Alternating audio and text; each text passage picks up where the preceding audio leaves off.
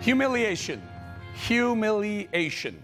The Biden administration exit is total and complete disaster for us, a failure of mission, an embarrassment on display for the whole world to see. American failing.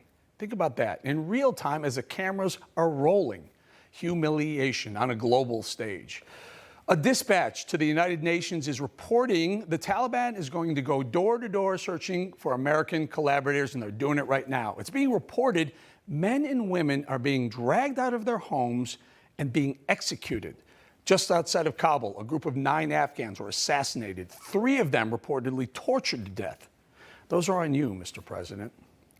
There's an incontrovertible proof, and it's all being captured on tape, that we left our own behind. That goes against every fiber in our awesome military men and women's bodies. No one left behind. We clearly have abandoned our Afghan colleagues who risked their lives to help us. These poor people are so desperate to get out, they're handing their own babies forward. That too is on you, Joe Biden. This young Afghan boy loves soccer. He was so scared of what was awaiting him with the deadly Taliban taking over, he clung to the landing gear of that U.S. transport plane when it took off. And when it went wheels up, Zaki Anwari was crushed to death. That too is on you, Joe Biden, and the rest of you all. We now know, thanks to the Wall Street Journal reporting yesterday, that 23 U.S. personnel from Kabul embassy on July 15th sent a cable to Secretary of State Antony Blinken warning the Biden administration that Kabul would fall like a house of cards the minute America announced the pullout. But they ignored it. So Secretary of State Blinken knew. Secretary of Defense Austin knew. National Security Advisor Jake Sullivan knew. Chairman of the Joint Chief of Staff, which includes the Army, Navy, Air Force, Space Force, and National Guard, General Milley, he knew too. So total humiliation. And worse, they all lied about it. So no one told your military advisors did not tell you, no, we should just keep 2,500 troops. It's been a stable situation for the last several years. We can do that. We can continue to do that. No, no one said that to me that I can recall. Wow. You can't recall that, sir? Okay, maybe not. But what about this guy? He claims he didn't know either. There was nothing that I or anyone else saw that indicated a collapse of this Army and this government in 11 days. You know, nothing you saw?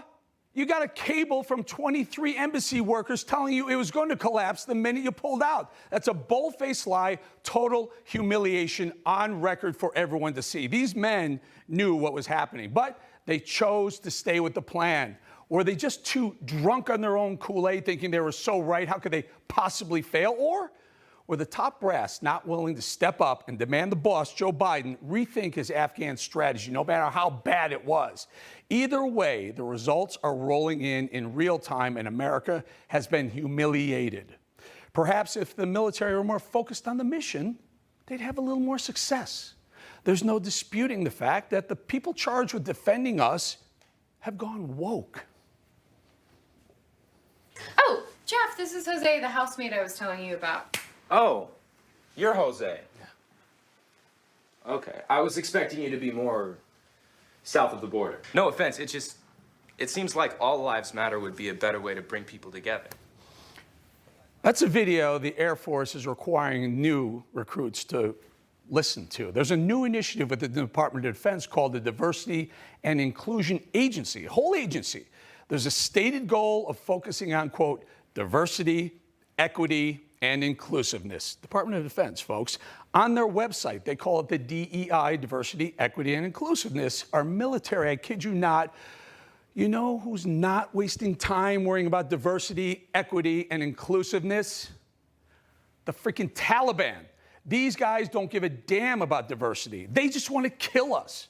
That's why they're eating Milley's lunch in Kabul right now. Humiliation. You know, I got a crazy idea.